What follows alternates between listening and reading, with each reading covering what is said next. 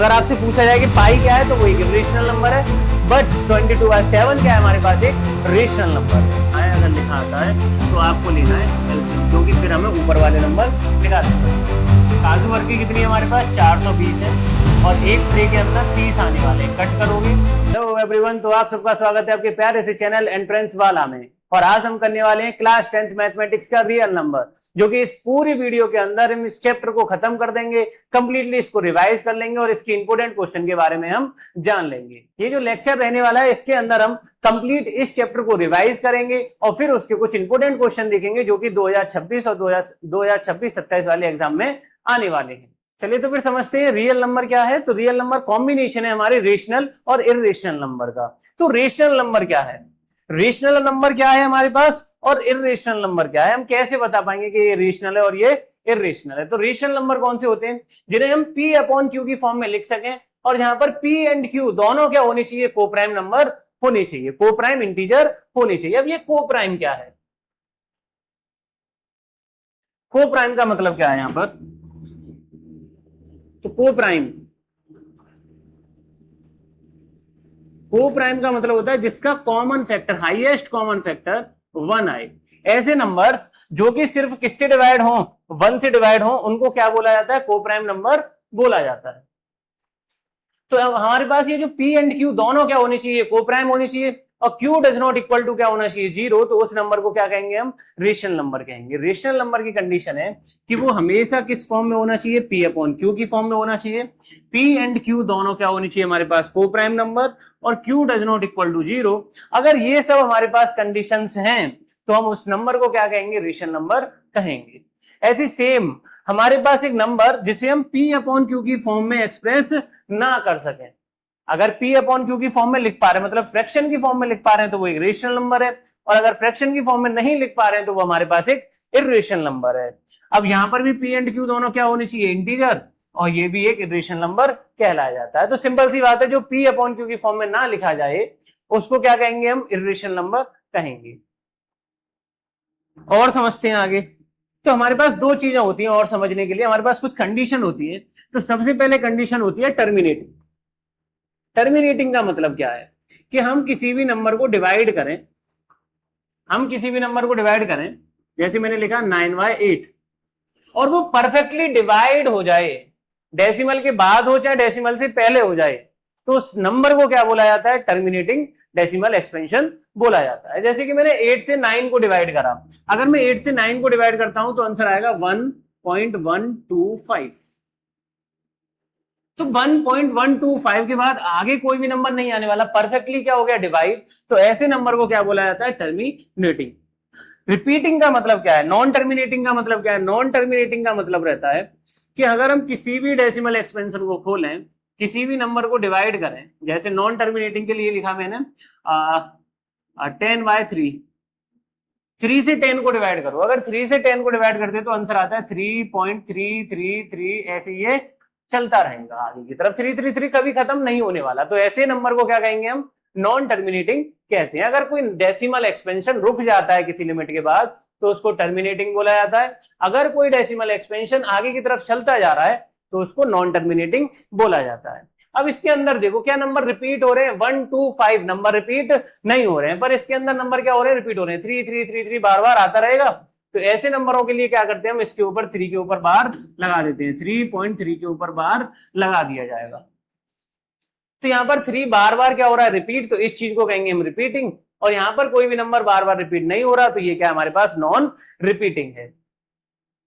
तो ऐसे नंबर, कुछ कंडीशन क्या है, या तो वो टर्मिनेटिंग हो या फिर वो नॉन टर्मिनेटिंग हो, इन दोनों में से एक हो, और उसके साथ वो रिपीटिंग भी हो सकता है और नॉन रिपीटिंग भी हो सकता है। कंडीशन सुनिए, मैं यहां लिख दे रहा हूं कि वो टर्मिनेटिंग हो बट नॉट रिपीटिंग हो, या फिर नॉन टर्मिनेटिंग हो बट रिपीटिंग हो।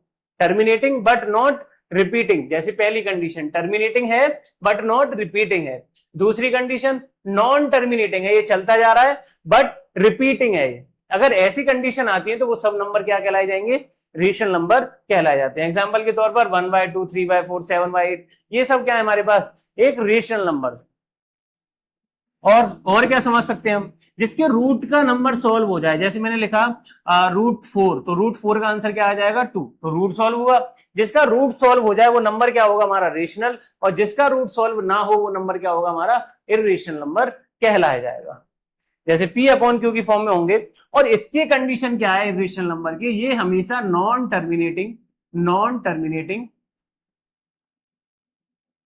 और नॉन रिपीटिंग होना चाहिए, या नॉन रिक्यूरिंग भी कह सकते हैं। हमेशा नॉन टर्मिनेटिंग नॉन रिपीटिंग होना चाहिए, तो हम उस नंबर को क्या कहेंगे इर्रेशनल नंबर। जैसे कि √2 को अगर हम एक्सपेंड करते हैं तो 1.4143 ऐसे करके कुछ वैल्यू आती है, और वो कभी भी खत्म नहीं होती और ना नंबर रिपीट होते, तो इसको क्या कहेंगे अब, तो ये इर्रेशनल नंबर है, ये भी इर्रेशनल है। पाई की वैल्यू 3.145627 ऐसी आगे की तरफ चलती रहेगी, अप्रोक्सीमेट निकल कर आती है वो। तो जो पाई है, पाई क्या है हमारे पास एक इर्रेशनल नंबर है, बट अगर पाई की वैल्यू तुम क्या लगाते हो 22/7, पाई इज इक्वल टू लगाते हो आप 22/7, तो ये क्या है एक रेशनल नंबर है, ये एक रेशनल नंबर है, बट पाई एक इर्रेशनल नंबर है। ऐसा क्यों, ये एक अप्रोक्सीमेट वैल्यू है, तो 22/7 को आप P अपॉन Q की फॉर्म में लिख सकते हो, और P एंड Q दोनों को प्राइम नंबर है। को प्राइम मतलब कि ये दोनों 1 से ही डिवाइड होंगे और किसी से डिवाइड होने वाले नहीं है, दोनों नंबर एक साथ।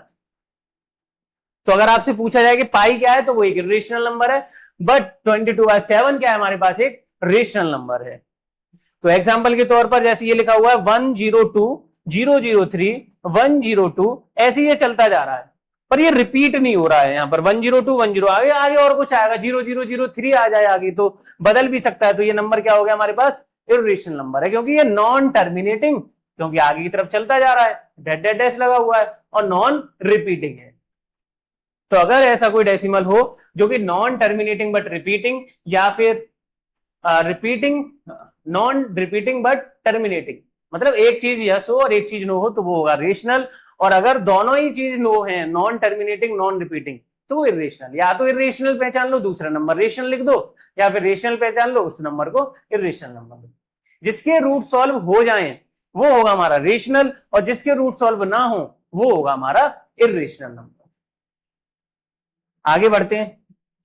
सबसे पहले जो 10th क्लास यहां से स्टार्ट होती है, वैसे तो रेशनल इर्रेशनल के बारे में जानना बहुत जरूरी है, पूछा जाता है पेपर के अंदर। तो fundamental theorem of arithmetic, fundamental theorem of arithmetic क्या है कि हमारे पास दो चीजें होती हैं, एक होता है प्राइम नंबर और एक होता है कंपोजिट नंबर। पहले प्राइम और कंपोजिट के बारे में थोड़ा सा जान लेते हैं। तो कंपोजिट नंबर कौन से होते हैं, कंपोजिट नंबर ऐसे नंबर या फिर प्राइम नंबर, पहले दोनों के बारे में जानो। प्राइम नंबर, तो प्राइम नंबर कौन से होते हैं हमारे पास, जिसके एग्जैक्टली कितने फैक्टर हो, 2 फैक्टर हो, एग्जैक्टली 2 फैक्टर्स। और composite number more than 2 factors, जिसके 2 से ज्यादा फैक्टर होंगे उसको क्या कहेंगे हम कंपोजिट नंबर, और जिसके एग्जैक्ट 2 होंगे उसको क्या कहेंगे हम प्राइम नंबर कहते हैं।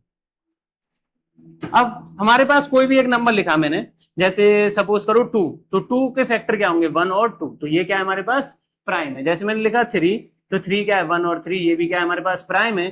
जैसे मैंने लिखा 4 के फैक्टर हो गए 1 2 4, तो ये क्या है हमारे पास कंपोजिट है। तो इसके 2 से ज्यादा फैक्टर हो गए, और वो भी 2 कौन कौन से होने चाहिए, एग्जैक्टली 2 कौन से होनी चाहिए, 1 एंड इटसेल्फ, एक तो वो खुद होना चाहिए और एक 1 होना चाहिए।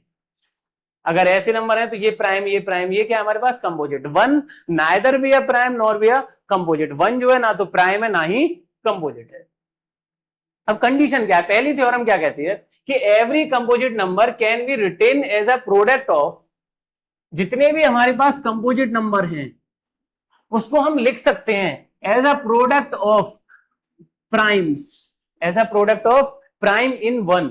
मतलब कि हमारे पास एक कंपोजिट नंबर जो है हम उसको एक्सप्रेस कर सकते हैं प्राइम नंबर की फॉर्म में, ओनली वन वे, एक ही तरीके से, apart from the order in which the primes are written. उसके ऑर्डर से कोई लेना देना नहीं है। बात को समझो, कोई भी एक प्राइम नंबर उठाते हैं, कोई भी एक कंपोजिट नंबर उठाते हैं और उसको हम एक्सप्रेस कर सकते हैं किसकी फॉर्म में, हम प्राइम नंबर की फॉर्म में। तो मैंने अपनी तरफ से एक कंपोजिट नंबर लिया 10, और 10 का अगर मैं प्राइम फैक्टराइजेशन करता हूं, प्राइम फैक्टराइजेशन प्राइम नंबर की फॉर्म में लिखता हूं, तो हम प्राइम फैक्टराइजेशन को ऐसे करते हैं, ये हो जाएगा 2 5 या 10 और 5 बन जा 5। तो 10 को क्या लिख सकता हूं मैं 2 इंटू 5 या फिर 5 इंटू 2। तो ये एक ही तरीका है, बस मैं आगे पीछे नंबरों को कर सकता हूं, पर तरीका क्या है, एक ही है, और उसके ऑर्डर से भी कोई लेना देना नहीं है। तो ये जो कंपोजिट नंबर है मैंने उसको किसकी फॉर्म में लिख दिया, प्राइम नंबर की फॉर्म में लिख दिया, और ये एक ही तरीका है।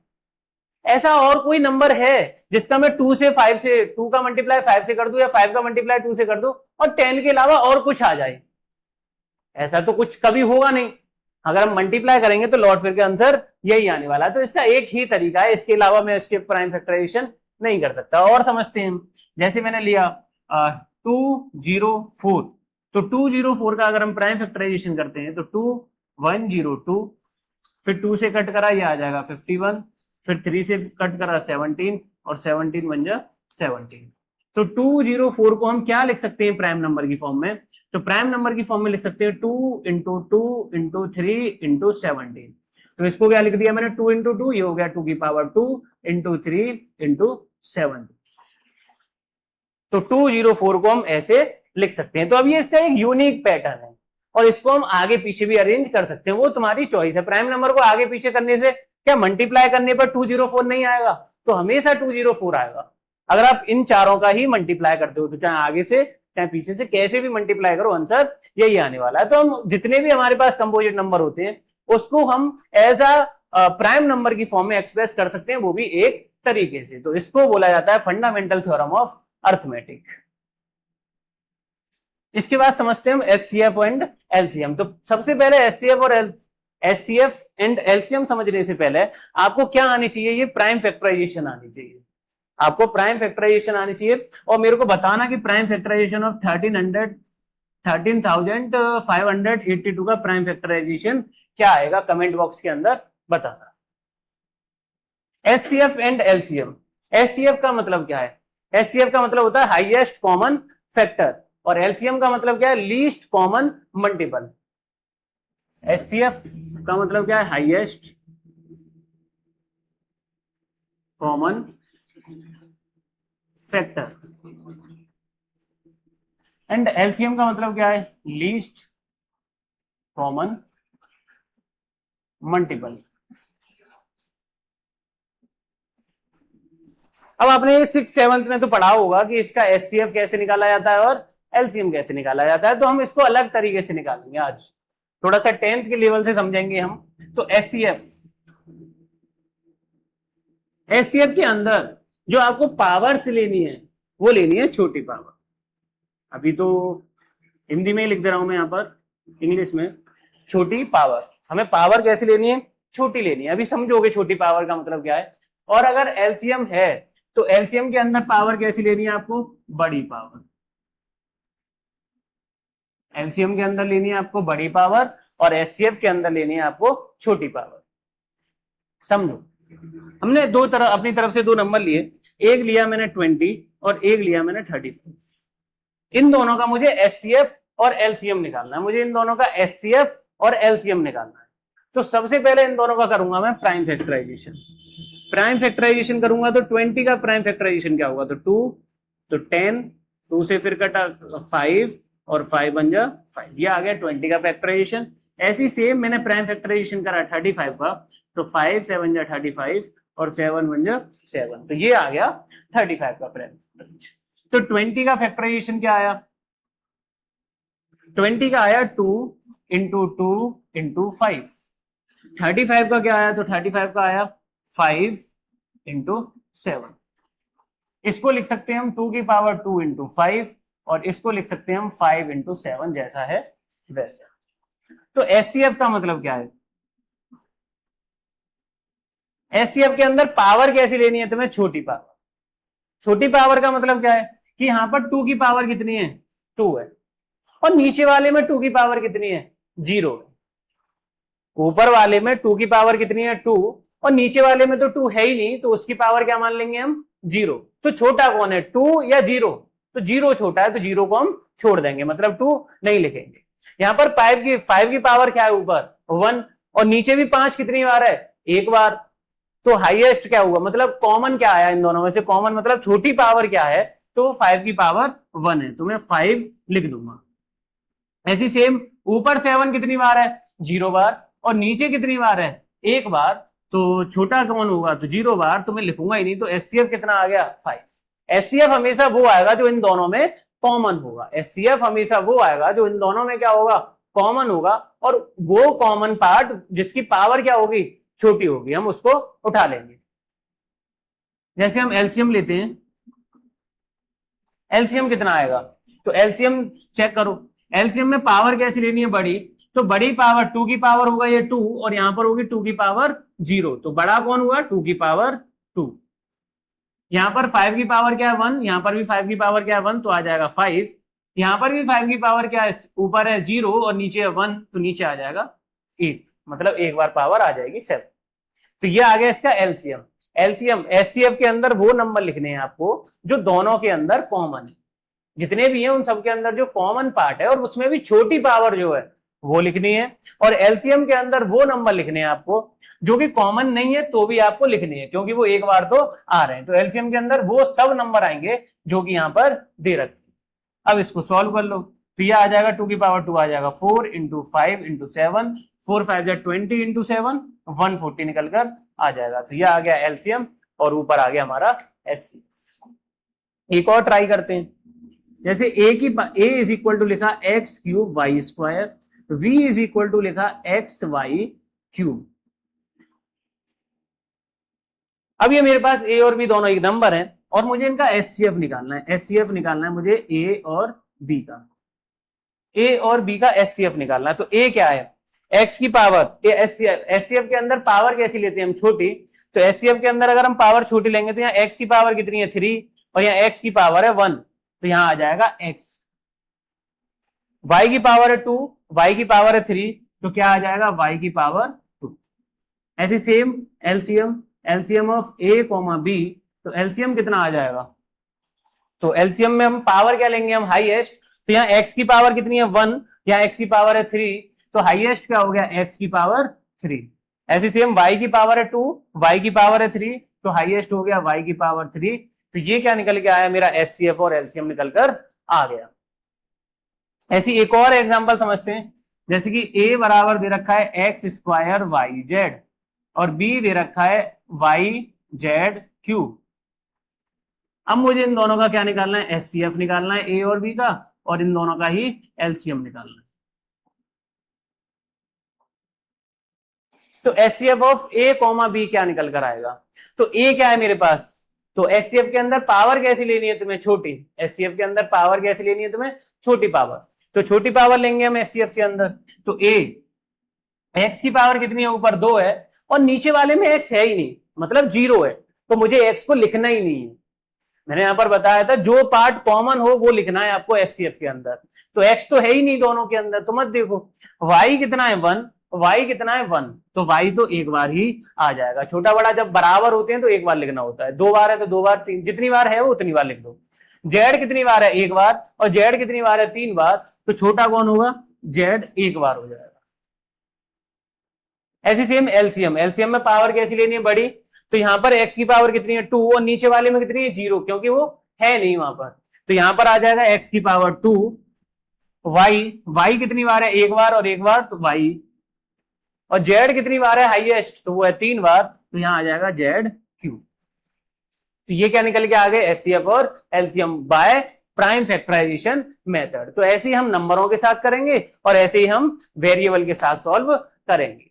अब हमारे पास जो भी एचसीएफ और एलसीएम होंगे उनका कुछ रिलेशन होता है कि अगर हम एचसीएफ का मल्टीप्लाई एलसीएम से करते हैं तो हमारे पास जो आंसर आता है वो आता है product of its two number. अगर हम एचसीएफ का मल्टीप्लाई एलसीएम से करेंगे तो हमेशा क्या आएगा, प्रोडक्ट ऑफ इट 2 नंबर निकलकर आ जाएगा। जैसे एक एग्जांपल समझते हैं, जैसे कि मैंने बोला 12 और 20, इन दोनों का मुझे क्या निकालना है, एलसीएम और एचसीएफ निकालना है। तो 12 का मैं प्राइम फैक्टराइजेशन करूंगा, 12 का करा मैंने प्राइम फैक्टराइजेशन, 2 से कटा ये फिर 3 और ये 3 बन जाते हैं। ऐसी सेम 20 का प्राइम फैक्टराइजेशन करा, 20 से 10 फिर 5 और फिर 5 बन जा 5। एचसीएफ निकालेंगे, पहले तो नंबर लिखेंगे हम 12 का प्राइम फैक्टराइजेशन क्या आया, तो 2 की पावर 2 इंटू 3। ऐसी सेम 20 का क्या आया, 2 की पावर 2 इंटू 5। तो एचसीएफ के अंदर पावर कैसी ली जाती है, छोटी पावर क्या है, 2 की पावर 2, 2 की पावर 2, तो छोटी हो गई, 2 की पावर 2 ही रहेगी क्योंकि दोनों बराबर है। 3 दोनों में कॉमन नहीं है और 5 भी दोनों में कॉमन नहीं है, तो नहीं लिखेंगे हम एचसीएफ के अंदर। एलसीएम में हाईएस्ट कौन है 2 में से, तो 2 की पावर 2 एक बार लिख लो, 3 यहां पर है एक बार और नीचे है 0 बार, तो हम लिखेंगे 3।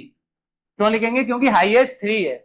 ऐसी सेम हाईएस्ट पावर क्या है इसकी 1 और ऊपर क्या है 0, तो यहां आ जाएगा 5। एलसीएम के अंदर वो नंबर सब लिखने होते हैं जो हैं, और एचसीएफ के अंदर जो कॉमन है सिर्फ वो लिखने होते हैं। तो एचसीएफ कितना आ गया हमारा 4 और एलसीएम हो जाएगा 2 की पावर 2 4, 4 3 जा 12, 12 5 जा 60। ये आ गया एचसीएफ और एलसीएम। अब हम रिलेशन बनाते हैं। पहला बोला मैंने एचसीएफ, तो एचसीएफ कितना निकल के आया मेरा 4 मल्टीप्लाई एलसीएम कितना आया 60 बराबर मेरे पास प्रोडक्ट ऑफ इट 2 नंबर का मतलब है ये जो 2 नंबर जो मैंने शुरू में जिनका मैंने एचसीएफ और एलसीएम निकाला है वो वाले नंबर। तो एलसीएम और एचसीएफ किसका निकाला 12 और 20 का, तो इधर 12 और इधर 20 लिख दिया। अब चेक करते हैं इसको, तो 4 ये कितना आ जाएगा मेरा 240 और ऐसे ये भी कितना आएगा 240। अगर ऐसा कुछ ये दोनों बराबर आते हैं तो आपका आंसर सही है, अन्ना आपने एलसीएम और एचसीएफ दोनों गलत निकाले हैं। तो इसको कहते हैं वेरिफिकेशन।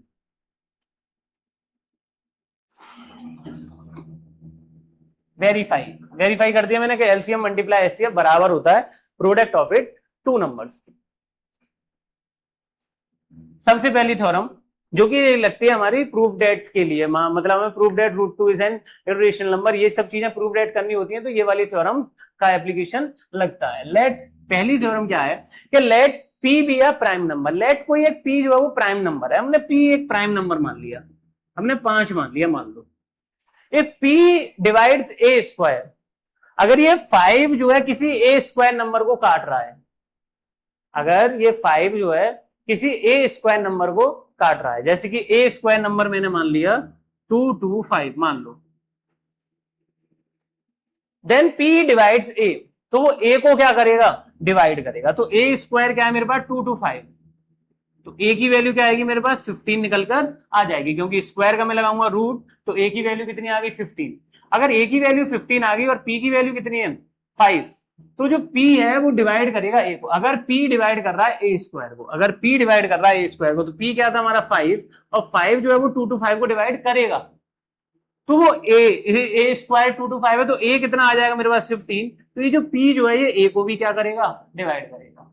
अगर a स्क्वायर जो है वो p से डिवाइड हो रहा है तो a भी डिवाइड होगा किससे p से। जैसे 2 to 5 डिवाइड हो रहा है किससे 5 से, तो इसका 2 to 5 किसका स्क्वायर है 15 का, तो 15 किससे डिवाइड हो जाएगा 5 से डिवाइड हो जाएगा। ये थ्योरम जो है बहुत इंपॉर्टेंट है प्रूफ डेट करने के लिए। अगर p जो है एक प्राइम नंबर है और p डिवाइड कर रहा है a स्क्वायर को, अगर a स्क्वायर डिवाइड हो रहा है किससे p से, तो a भी डिवाइड होगा किससे p से डिवाइड हो जाए। तो इसका यूज हम आगे प्रूफ डेट वाले सवालों में देखेंगे। अभी तक हमने जितना भी पढ़ा ये सब क्या है इंट्रोडक्शन है, और आगे जो हम पढ़ने वाले हैं ये रहने वाले हैं आपके लिए मोस्ट एक्सपेक्टेड क्वेश्चन, जो कि 2027 के एग्जाम में पूछे जा सकते हैं। तो पहला question, if a is equal to 2 की पावर 2 इंटू 3 की power x and b is equal to 2 की power 2 into 3 into 5 and c is equal to 2 की power 2 into 3 into 7 and LCM a b c 3780, then x is equal to, इसमें से x की value बतानी है आपको, a b c इन तीनों का जो एलसीएम है वो क्या दे रखा है 3780। तो इसको करने के लिए क्या करना पड़ेगा, सबसे पहले आप एलसीएम जो भी आपको एलसीएम दे रखा है, एलसीएम दे रखा है हमें a b और c इन तीनों का दे रखा है 3780। तो 3780 को सबसे पहले क्या करिए प्राइम फैक्टराइजेशन करिए, पहले ये पता लगाइए कि ये a b c पे से क्या आया होगा। तो 2 से कट करते हैं फर्स्टली, तो 2 से कट करोगे तो कितना आ जाएगा 2 1 जा 2 17, 2 8 जा 16, 2 9 जा 18 और ये 0। फिर दोबारा से 2 से कट करते हैं, 2 9 जा 18, 2 4 जा 8 और 2 5 जा 10। अब 5 से कट कर दे रहे हैं, 5 1 जा 5, 5 8 जा 40, 5 9 जा 45। फिर इसको 3 से कट कर देते हैं, 3 6 जा 18 और 3 3 जा 9। फिर 3 से कट करते हैं 21, फिर 3 से कट करते हैं 7 और फिर 7 1 जा 7। ये क्या हो गया इसका प्राइम फैक्टराइजेशन हो गया। 3 7 80 का जो प्राइम फैक्टराइजेशन है वो आया 2 की पावर 2, ऐसे लिख देते हैं 2 इंटू 2 इंटू 3 कितनी बार आया, 3 बार, 3 इंटू 3 इंटू 3 इंटू 5 इंटू 7। तो इसको लिख देंगे हम 2 की पावर 2 इंटू 3 की पावर 3 इंटू 5 इंटू 7। हमारे पास ये क्या आ चुका है, यहाँ पर एलसीएम निकलकर आ गया। एलसीएम तो हमारे पास था, उसका प्राइम फैक्टराइजेशन आ गया है। हमारे पास ए क्या है, ए दे रखा है हमें 2 की पावर 2 इंटू 3 की पावर x, बी दे रखा है हमें 2 की पावर 2 इंटू 3 इंटू 5, और सी दे रखा है हमको 2 की पावर 2 इंटू 3 इंटू 7। ये हमें कुछ नंबर दे रखे हैं ए बी और सी। अगर इनके अंदर देखा जाए ए बी सी के अंदर अगर हम इसका एलसीएम निकालें तो एलसीएम में हाईएस्ट पावर ली जाती है। तो इनका अगर हम एलसीएम निकालेंगे, LCM of A B C, तो हाईएस्ट पावर लेनी है हमको, हाईएस्ट पावर लेनी है तो 2 की पावर 2 ही है हाईएस्ट तीनों के अंदर, तो यहाँ आ जाएगा 2 की पावर 2 मल्टीप्लाई, यहाँ पर है 3 की पावर 1, यहाँ पर है 3 की पावर 1 और यहाँ पर है 3 की पावर x। तो हमें x नहीं पता, 1 से भी ज्यादा हो सकता है और 1 भी हो सकता है, तो मैक्सिमम कितना होगा, 1 हो जाएगा या फिर 1 से ज्यादा होगा, मिनिमम तो 1 हो ही जाएगा।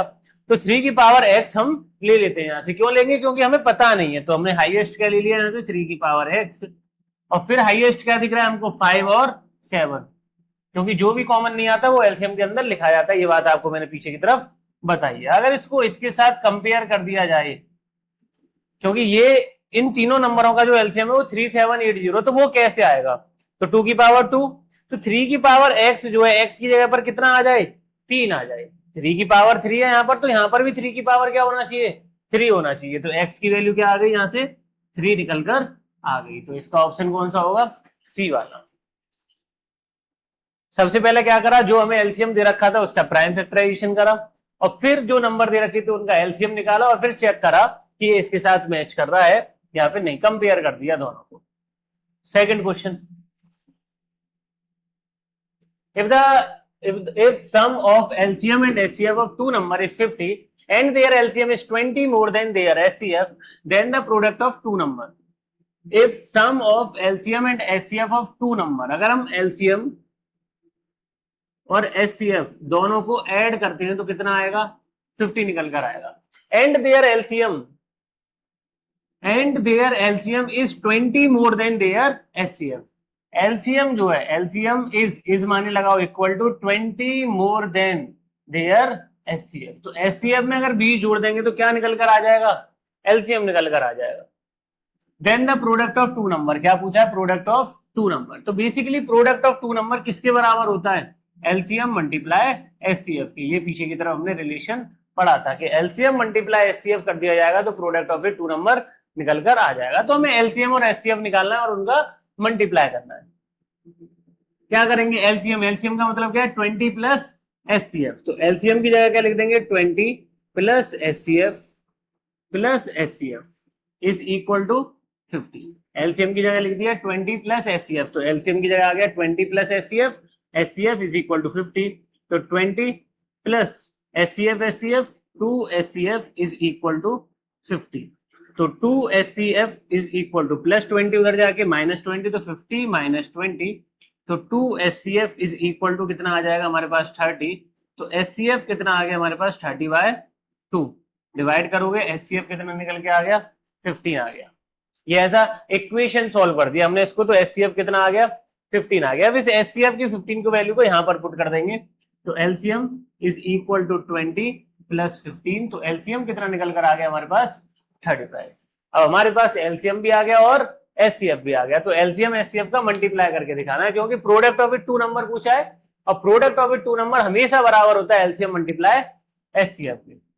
तो एलसीएम मल्टीप्लाई SCF, एलसीएम आया हमारा 35 और ये आया 15, 15 5 से 75 और 15 3 जा 45 और 7 52, तो ये कितना आ गया हमारे पास 5 to 5, तो इसका ऑप्शन कौन सा आएगा, ए वाला सही होगा।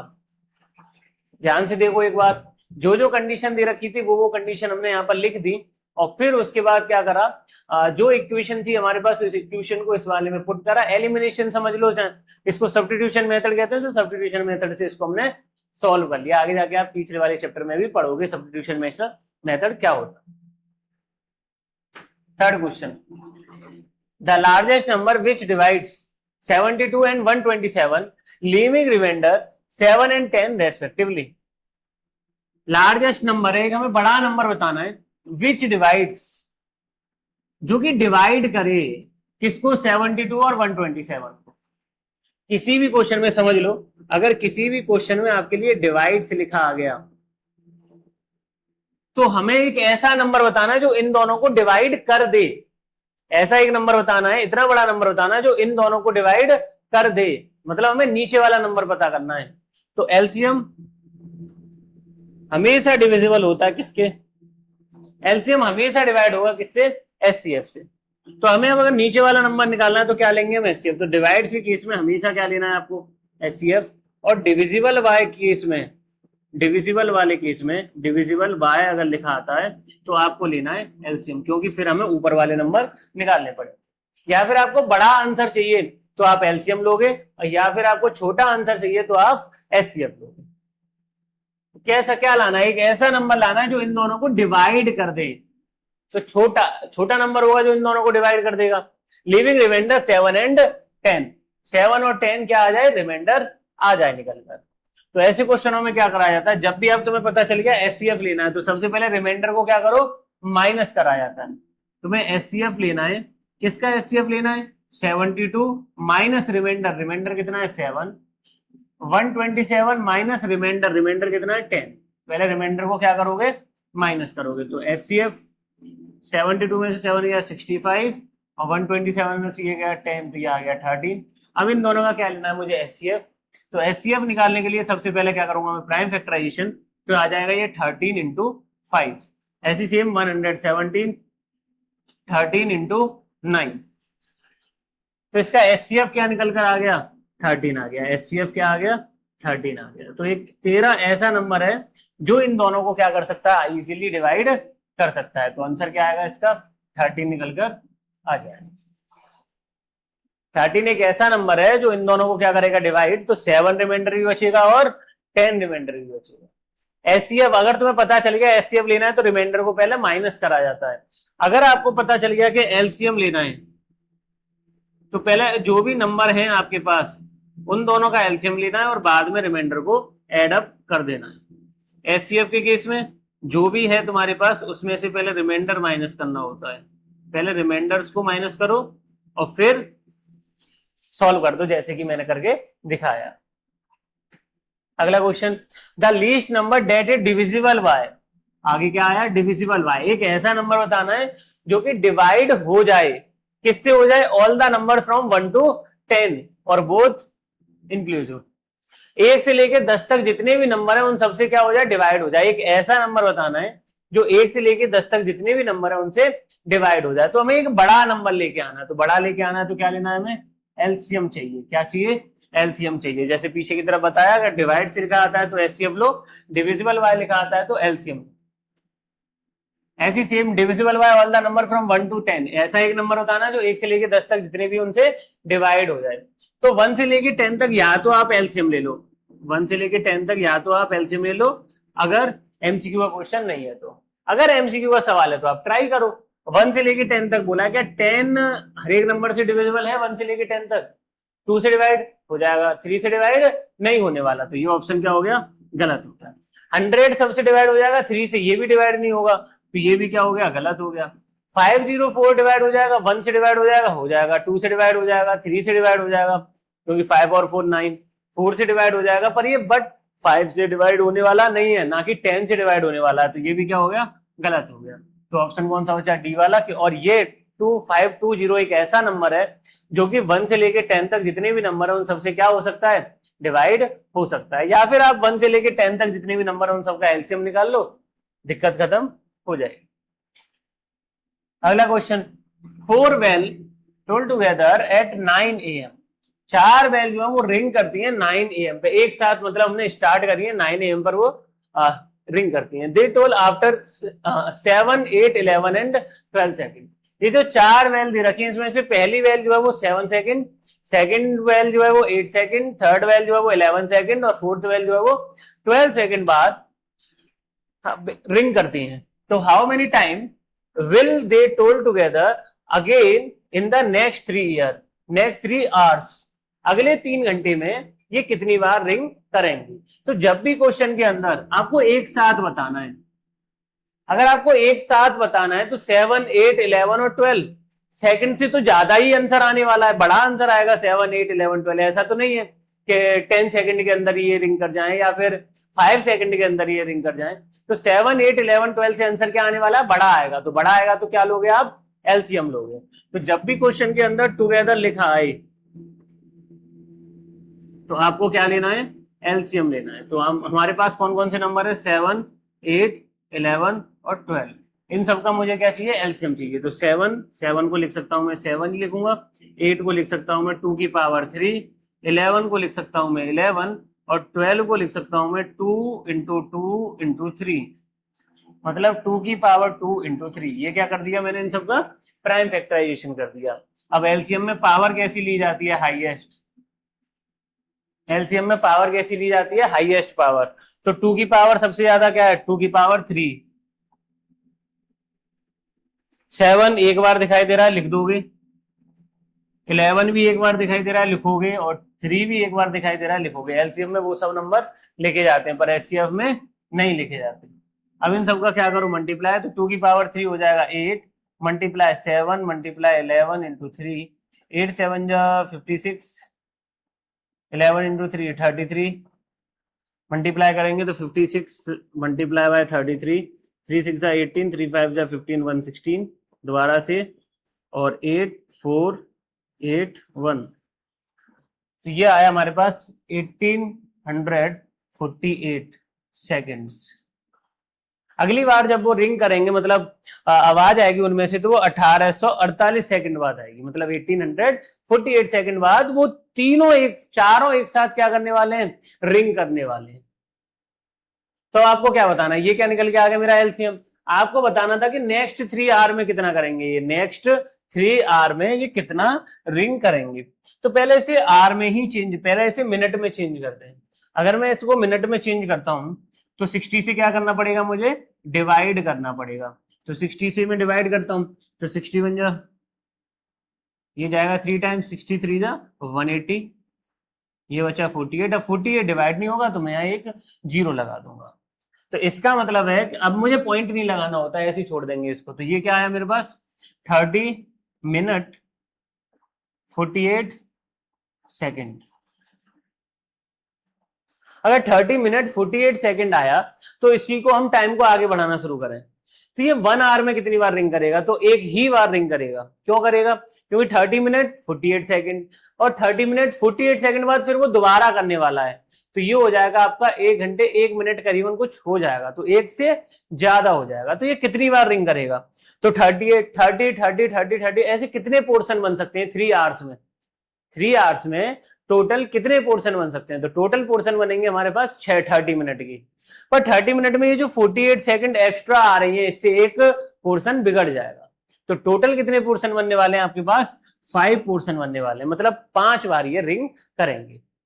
क्योंकि पहला करेंगे 30 मिनट 48 सेकंड, फिर 1 घंटे कुछ सेकंड, फिर 1.5 घंटे कुछ सेकंड, और फिर 2 घंटे कुछ सेकंड, और फिर 2.5 घंटे कुछ सेकंड। फिर इससे वो आधा घंटा लास्ट का बन नहीं पाएगा। तो इसकी वजह से ये कितने करने वाले हैं, हमारे पास 5 बार रिंग करेंगे। अगला question, if 2 prime integer a and b are written as a is equal to x की power 3 and y Q y का power square and b is equal to x y का Q are prime number, then HCF a comma b, a comma b का HCF क्या आएगा। तो ये question मैंने पीछे की तरफ बताया था, एचसीएफ लेना है तो आपको पावर क्या लेनी है, छोटी पावर लेनी है। छोटी पावर क्या होगी, तो x की पावर 3 और x, तो क्या आ गया x, y की पावर 2, y की पावर 3, तो क्या आ जाएगा y की पावर 2। छोटा क्यों ना, y की पावर 2, तो ऑप्शन क्या आ जाएगा, बी वाला। ये सब पावर्स हैं जितनी भी आपको नीचे नंबर दिखाई दे रहे हैं। अगला question 7, if the HCF of 65 and 117 is expressible in the form of 65 m and minus 117, इसके एचसीएफ को इसकी तरह लिख दिया है, तो अब बताओ m क्या होगा। तो 65 और 117 का क्या करो, प्राइम फैक्टराइजेशन करो। तो 65 का प्राइम फैक्टराइजेशन 13 5 जा 65 और 117 का प्राइम फैक्टराइजेशन 13 इंटू 9। तो एचसीएफ कितना आ गया इन दोनों का? तो इन दोनों का एचसीएफ निकल के आ गया 13। अब इस 13 को इस फॉर्म में लिख दिया गया है, तो इसको मैं लिखूंगा ऐसे 65m माइनस 117, ये 13 ही है तो हमारे पास, तो इसको 13 के बराबर रख दूंगा। एक्सप्रेस करा गया, एप्रोक्स में मतलब है कि ये इसके बराबर है। तो माइनस 117 उधर जाके प्लस का 117, तो 13 प्लस 117, तो ये हो जाएगा 65m इज इक्वल टू 130। तो m इज इक्वल टू कितना हो गया 130 अपॉन 65। कट करोगे तो कितना आ जाएगा 2 निकल कर आ जाएगा। तो m कितना आ गया मेरे पास 2 निकल कर आ गया। तो आंसर क्या आएगा 7 वाले का B आ जाएगा। आगे चलते हैं 8 क्वेश्चन की तरफ। The LCM of two number is 2400। LCM जो दे रखा है दो नंबरों का वो हमें दे रखा है 2400। Which of the following can not be their HCF, इनमें से कौन सा एचसीएफ नहीं होगा? तो एलसीएम नोट करो, LCM is always divisible by HCF. LCM हमेशा डिवाइड हो जाता है किससे? एचसीएफ से। तो अगर हम कहें कि एलसीएम डिवाइडेड बाय एचसीएफ, तो एलसीएम हमें दे रखा है 2400, इनमें से कौन सा इनमें से एचसीएफ नहीं हो सकता?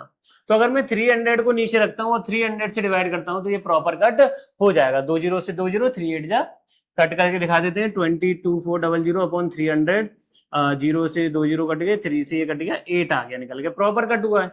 ऐसे 2400 और 400, 2 0 से 2 0 फिर कट गए, 4 6 24, ये भी प्रॉपर कट हुआ है।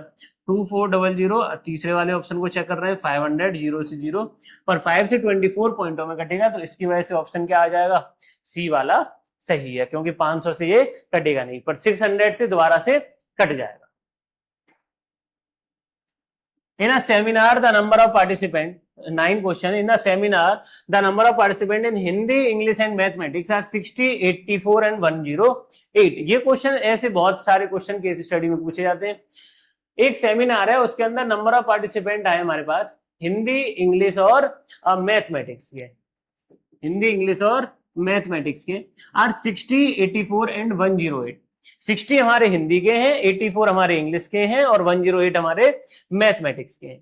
Find the minimum number of rooms, हमें कम से कम रूम्स बताने हैं required if in each room the same number of participant.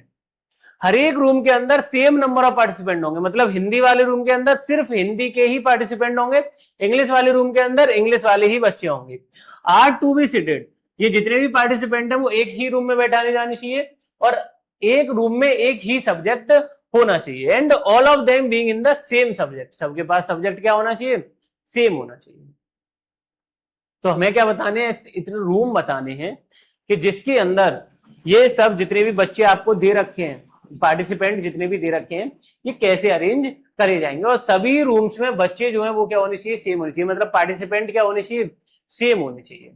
तो हमारे पास हिंदी के कितने दे रखे हैं? 60। इंग्लिश के कितने हमारे पास? 84। और मैथ्स के कितने हमारे पास? 108। अगर हमें ये पता चल जाए एक बार, मिनिमम रूम्स तो हम निकाल लेंगे, अगर हमें ये पता चल जाए कि एक रूम के अंदर कितने बच्चे आने वाले हैं, अगर ये पता चल जाएगा तो हम आराम से पता लगा पाएंगे कि एक रूम में कितने रूम बन जाएंगे। तो सबसे पहले हमें ये पता लगाना होगा कि एक रूम के अंदर कितने पार्टिसिपेंट आ सकते हैं। तो नंबर ऑफ पार्टिसिपेंट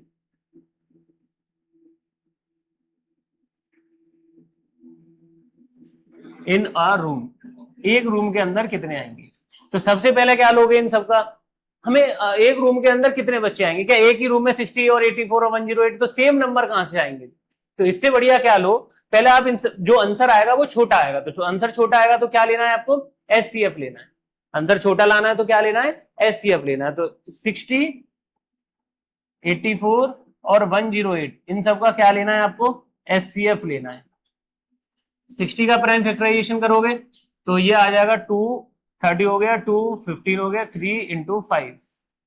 ऐसे 84 का प्राइम फैक्टराइजेशन करोगे तो ये 242 हो गया, 221, 3 इंटू 7, ऐसे 108 का करोगे तो 2, ये हो गया आपका 54, और फिर 2 से कट करोगे 27, और फिर 3 इंटू 3 इंटू 3 हो गया, इतना आया। तो ये हो गया हमारे पास 2 की पावर 2 इंटू 3 इंटू 5, ये हो गया हमारे पास 2 की पावर 2 इंटू 3 इंटू 7, और ये हो गया हमारे पास 2 की पावर 2 इंटू 3 की पावर 3। इसको हमने एक ऐसा प्राइम फैक्टराइजेशन की फॉर्म में पूरे को कन्वर्ट कर दिया। जब भी हम एचसीएफ लेते हैं तो पावर क्या लेंगे, हम छोटी पावर लेंगे। तो 2 की पावर 2 सबसे छोटी 2 की पावर 2 ही है, सब सेम है तो वो ही लिख देंगे। मल्टीप्लाई 3 की पावर सबसे छोटी क्या है, 3 की पावर 1, 3 की पावर 1 और 3 की पावर 3, तो सबसे छोटी क्या हो गई 3, इंटू 5 तीनों में नहीं है, 7 तीनों में नहीं है, इसलिए हम लिखेंगे भी नहीं। तो ये आ गया 2 की पावर 2 कितना हो जाएगा 4 इंटू 3, तो ये आ गया हमारे पास 12। एचसीएफ कितना निकल के आ गया 12 आ गया। इस एचसीएफ का मतलब है कि एक रूम के अंदर जो बच्चे आने वाले हैं वो कितने 12, मतलब पार्टिसिपेंट जो है वो कितने 12 पार्टिसिपेंट है। और 12 जो है अगर हम हिंदी के रूम्स निकालें कि कितने बनेंगे, तो हमारे पास number of rooms for Hindi participants, Hindi के पार्टिसिपेंट की बात करें तो हिंदी के पार्टिसिपेंट कितने हमारे पास 60, और एक रूम में कितने बैठने वाले हैं 12, तो 12 से इसको डिवाइड कर दोगे कितने आ जाएंगे 5, तो 5 कमरे बनेंगे, 12 12 12 12, ऐसे तुम 5 कमरों में 60 बच्चों को बैठा सकते हो। सेम इंग्लिश के निकालेंगे हम, इंग्लिश के निकालेंगे, इंग्लिश के कितने आएंगे, तो इंग्लिश के बच्चे कितने हमारे पास 84, तो 84 डिवाइडेड बाय 12, तो ये कितना आ जाएगा 12 7 जा 84। ऐसे हिंदी के मैथ के निकालेंगे, तो जब मैथ के निकालेंगे तो मैथ के बच्चे कितने हमारे पास 108, तो 108 को 12 से डिवाइड कर देंगे, ये आ जाएगा हमारे पास 9। तो टोटल रूम्स कितने बने हमारे पास, हिंदी के बने 5, इंग्लिश के बने 7 और मैथ के बने 9, इन सबको क्या कर देंगे हम प्लस कर देंगे। तो टोटल रूम्स कितने हो गए हमारे पास, टोटल रूम्स, तो टोटल रूम्स हो गए हमारे पास 5 + 7 + 9, तो ये हो गया हमारा 21। ये क्या निकल के आ गया हमारा 21 आंसर निकल कर आ गया। तो एक जो मिनिमम नंबर ऑफ रूम्स होंगे वो कितने होने चाहिए 21, और हर एक रूम के अंदर 12 बच्चे बैठने चाहिए। थोड़ा सा लेंथी क्वेश्चन था पर सॉल्व ऐसे ही करना है। यहां पर रसगुल्ले गुलाब जामुन कुछ बदलता रहे कोई दिक्कत नहीं है। 10 क्वेश्चन सबसे ज्यादा रिपीट होता है, √3 की जगह √5 लिख लो, √5 की जगह √7 लिख लो, जो भी लिखना है वो लिखते रहो, पर सबसे ज्यादा रिपीट होने वाला सवाल है। तो प्रूफ कैसे कराया जाता है इर्रेशनल नंबर को, तो इर्रेशनल नंबर को प्रूफ करने से पहले आपको लेट करना पड़ेगा इसको कि एक रेशनल नंबर है। तो let √3 is a rational number, √3 को क्या मान लिया हमने, एक रेशनल नंबर मान लिया। अगर √3 को एक रेशनल नंबर मान लिया, p/q की फॉर्म में लिख सकते हैं हम इसको। और मैंने शुरू में ही पढ़ाया था रेशनल नंबर को, क्या रेशनल नंबर में जो ये p एंड q होनी चाहिए वो क्या होनी चाहिए, को प्राइम होनी चाहिए। Where p and q are coprime number. यहाँ पर जो p एंड q है ये दोनों क्या है मेरे पास, को प्राइम नंबर है। सबसे पहले हम लेट करते हैं एक रेशनल नंबर है, और रेशनल नंबर को हम p/q की फॉर्म में लिख सकते हैं। अब क्या करेंगे हम, स्क्वायरिंग बोथ साइड, दोनों साइड क्या कर देंगे हम स्क्वायरिंग कर देंगे रूट हटाने के लिए। जैसे हमने स्क्वायरिंग करा तो ये आ जाएगा हमारे पास √3 का whole square is equal to p²/q²। Whole square इधर भी करा और इधर भी करा, तो ये आ जाएगा हमारे पास √3 का स्क्वायर कितना हो गया 3 is equal to p²/q²। q² को भेजूंगा मैं ऊपर और 3 को भेज दूंगा मैं नीचे, तो q² is equal to p²/3। अब इसका मतलब क्या है कि 3 जो है वो p² को डिवाइड कर रहा है। अगर कोई भी नंबर किसी भी स्क्वायर नंबर को डिवाइड करता है तो वो उसके विदाउट वाले स्क्वायर को भी क्या करेगा, डिवाइड करेगा। ये थ्योरम के अंदर हमने पढ़ा था कि अगर 3 जो है 3 divides p², then it also divides p। अगर 3 जो है वो p² को डिवाइड कर रहा है तो 3 जो है वो p को भी क्या करेगा, डिवाइड करेगा। अगर 3 जो है वो पी स्क्वायर को डिवाइड कर रहा है तो आंसर आ रहा है क्यू स्क्वायर। ऐसी 3 जो है वो पी स्क्वायर पी को जब डिवाइड करेगा, 3 जो है वो जब पी को डिवाइड करेगा, 3 जो है वो जब पी को डिवाइड करेगा तो क्या आंसर आएगा? 3 जो है वो पी स्क्वायर को डिवाइड करता है तो आंसर आता है क्यू स्क्वायर। तो 3 जब पी को डिवाइड करेगा तो आंसर हमेशा क्यू नहीं आने वाला।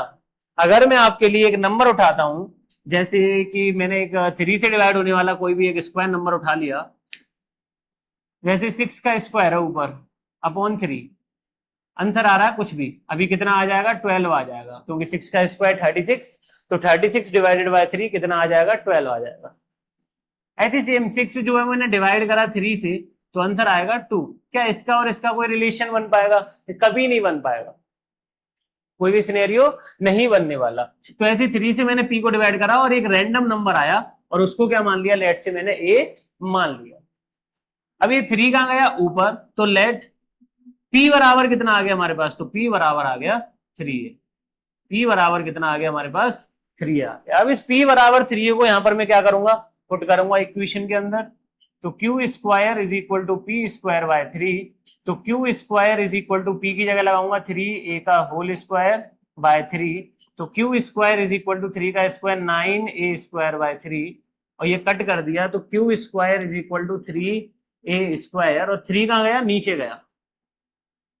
3 को कहां ले गया? मैं नीचे ले गया, तो इसको लिख सकता हूं मैं Q square by 3 is equal to a square. अब इसका मतलब क्या है कि 3 जो है वो क्यू स्क्वायर को डिवाइड कर रहा है और आंसर क्या आ रहा है? ए स्क्वायर आ रहा है। तो 3 जो है वो क्यू को भी क्या करेगा? डिवाइड करेगा। Q square is divisible by 3, then Q is also divisible by 3। अगर 3 क्यू स्क्वायर को डिवाइड कर रहा है तो 3 क्यू को भी क्या करेगा? डिवाइड करेगा। अब हमारे पास P क्या है? P भी 3 से डिवाइड हो रहा है और Q भी 3 से डिवाइड हो रहा है। तो P और Q has a common factor. इसका कॉमन फैक्टर क्या निकल के आया? 3 निकल कर आया। पर हमने शुरू में क्या माना था कि P एंड Q दोनों क्या है? कोप्राइम है। कोप्राइम मतलब जिनका SCF 1i, दोनों 1 से डिवाइड होने चाहिए, पर यहां पर दोनों किससे डिवाइड हो रहे हैं? 3 से डिवाइड हो रहे हैं। सो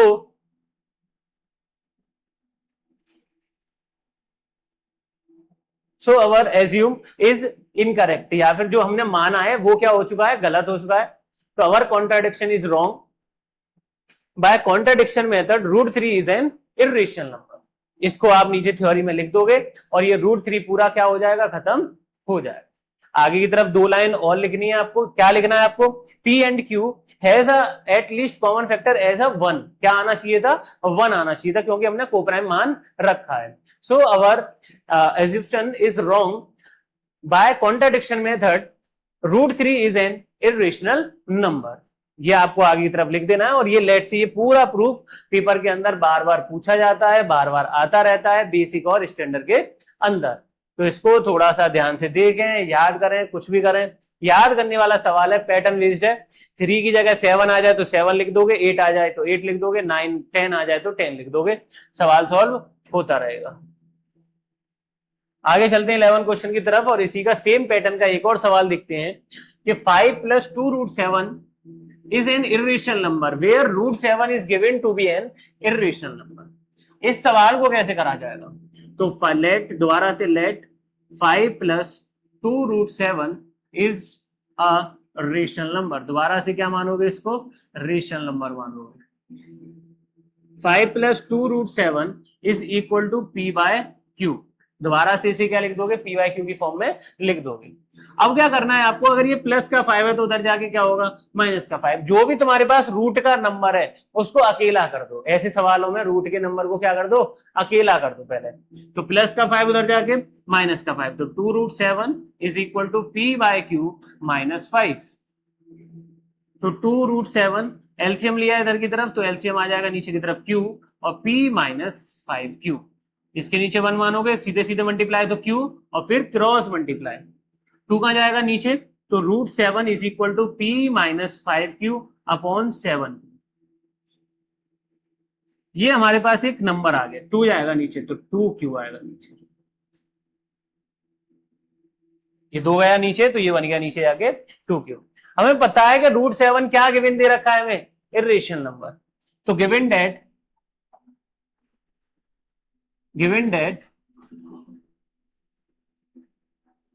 √7 इज एन इर्रेशनल नंबर। हमें गिवन दे रखा है कि √7 क्या है हमारे पास, एक इर्रेशनल नंबर है। But P-5Q upon 2Q is a rational number. ये एक हमारे पास रेशनल नंबर है। तो ये हमारे पास इर्रेशनल नंबर है और ये हमारे पास रेशनल नंबर है, और irrational number never be equal to rational number. Irrational number कभी भी रेशनल नंबर के बराबर नहीं होता। तो इर्रेशनल नंबर इंग्लिश में लिखना चाहो जो मैंने बोला था वो लिख सकते हो, या फिर ये लिख दो, irrational number never be equal to rational number. Irrational number rational number के बराबर नहीं होगा। So 5 + 2√7 is an irrational number. तो ये क्या हो गया हमारे पास, एक इर्रेशनल नंबर। तो आपको ये सब करना है। तो ये वाला क्वेश्चन जो है वो थोड़ा सा इजी रहता है इस वाले तरीके से। ये वाला थोड़ा सा, हाँ ये वाला थोड़ा सा सरल पड़ता है, पर ये थोड़ा सा याद करने में थोड़ा टिपिकल रहता है। पर ज्यादातर पेपरों में ऐसे क्वेश्चन बहुत पूछे जाते हैं, 2 नंबर के अंदर आता है, इजिली आप कर पाओगे। 12 question. A sweet seller has 420 Kaju burfis and 150 Badam burfis. He want to stack them in such a way that each stack has the same number and they take up the least area of the tray. उसके पास 420 काजू बर्फी है और 150 बादाम बर्फीज हैं। उसको उसे एक मतलब उसे एक रखना है, और जितने भी मतलब एक डिब्बे टाइप में रखना है उसे, स्टक माने प्लेट समझ लो, उसके अंदर रखना है, और सबके अंदर सेम नंबर ऑफ पीसेस होने चाहिए।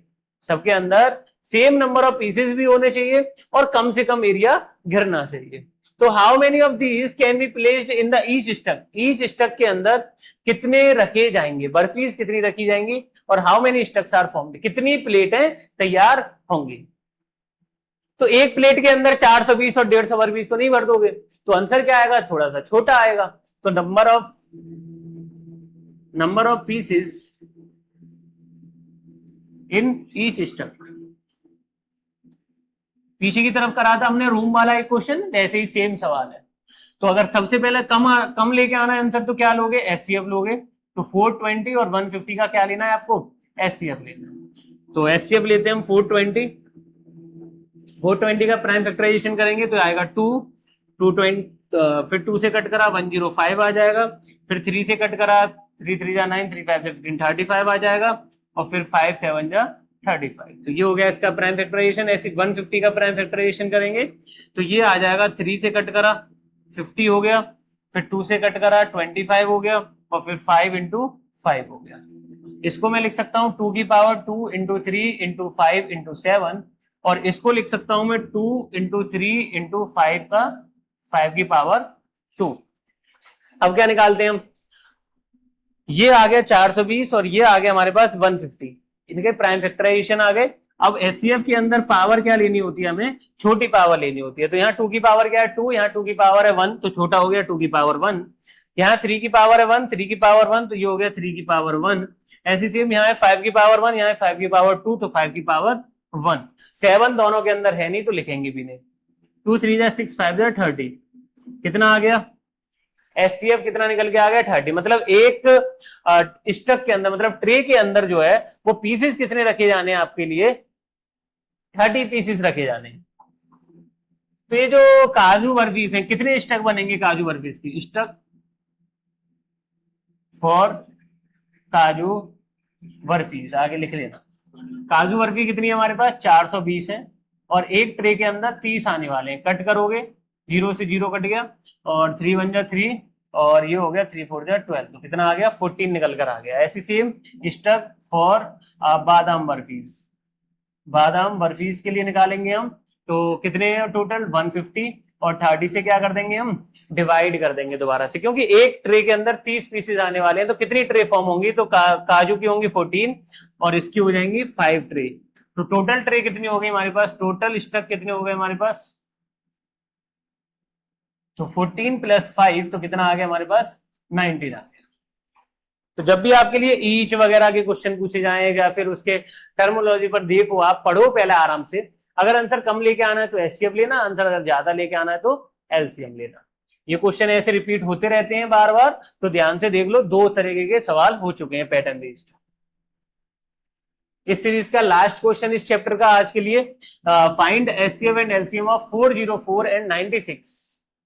एलसीएम निकालना है मुझे 404 और 96 का, एंड वेरीफाई डेट के एलसीएम मल्टीप्लाई एचसीएफ बराबर होगा product of it two given number के। तो 404 और 96 पहले क्या करूंगा मैं, प्राइम फैक्टराइजेशन करूंगा। तो 404 का क्या हो जाएगा, 2 से कट करा, 202 हो गया, फिर 2 से कट करा और 101 हो गया, और 101 से ही कट हो गया। आगे 96 को मैंने 2 से कट करा, कितना हो जाएगा ये हमारा, 2 4 जा 8 और 2 8 जा 16 मतलब 48 हो गया। 48 को 2 से कट करा 24 हो गया, 24 को 2 से कट करा 12 हो गया, 12 को 2 से कट करा 6, 2 से कट करा 3 और 3 बन जा 3। तो ये हो गया हमारे पास 2 की पावर 5 इंटू 3, और ये हो गया हमारे पास 2 की पावर 2 इंटू 101। एचसीएफ क्या आएगा, एचसीएफ क्या आ जाएगा, तो एचसीएफ क्या है, एचसीएफ में छोटी पावर चाहिए होती है, तो 2 की पावर 2 क्या हो गया, बहुत छोटी पावर है। आगे और कुछ कॉमन है दोनों के अंदर, ये 101 इसमें नहीं है, 3 इसमें नहीं है, तो नहीं लिखेंगे। तो 2 की पावर 2 क्या आ गया, 4। ऐसी सेम एलसीएम क्या आएगा, तो हाईएस्ट पावर क्या है, 2 की पावर 5, 3 की हाईएस्ट पावर क्या है 3, और ऊपर है 0 तो 3, और 101 है यहाँ पे एक बार और यहाँ पे 0 तो 101। 2 की पावर 5 कितना हो जाएगा, 2 की पावर 5 इंटू 3, ये हमने सोल्व करके 96 आता है, तो ये आ गया हमारा 96 इंटू 101। इसका मल्टीप्लाई करेंगे तो 101 मल्टीप्लाई 96 तो 606 909।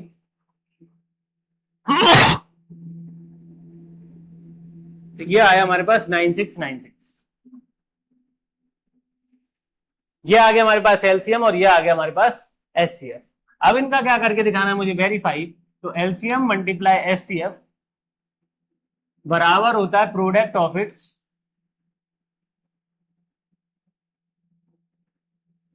टू नंबर के। तो एलसीएम कितना है हमारे पास, तो एलसीएम है हमारे पास 9696, एचसीएफ है हमारे पास 4, product of it two number, product of it two number 404 और 96, इनको बोला जाता है जो शुरू में हमने लिए थे नंबर। तो 404 मल्टीप्लाई 96, 4 6 24, ये आ जाएगा 2, 4 9 36 टू 38, 24 27 2, 4 9 36 टू 38। ये जो इधर आया है यही इधर निकल कर आ जाएगा, ये दोनों बराबर आने वाले हैं क्योंकि ये दोनों आंसर सही आएंगे। आप बराबर इन दोनों, इसका भी मल्टीप्लाई करोगे, ये दोनों क्या आने वाले हैं, बराबर, और इससे ये वेरीफाई हो गया कि मेरे आंसर क्या हैं, सभी सही हैं। तो आई होप ये आपको चैप्टर समझ में आया होगा। तो चैनल को सब्सक्राइब करते हुए जाना, न्यू एरा क्लासेस 2.2 को भी फॉलो कर लेना। और आगे किस चैप्टर का आपका लेक्चर चाहिए, आपको किस टाइप के इंपोर्टेंट क्वेश्चन चाहिए, आपको पीवाईक्यू कराने हैं, आपको मोस्ट एक्सपेक्टेड क्वेश्चन कराने हैं, या फिर आपको केस बेस्ड क्वेश्चन कराना है, आपको किसमें दिक्कत है, आप कमेंट बॉक्स में बताकर जाना।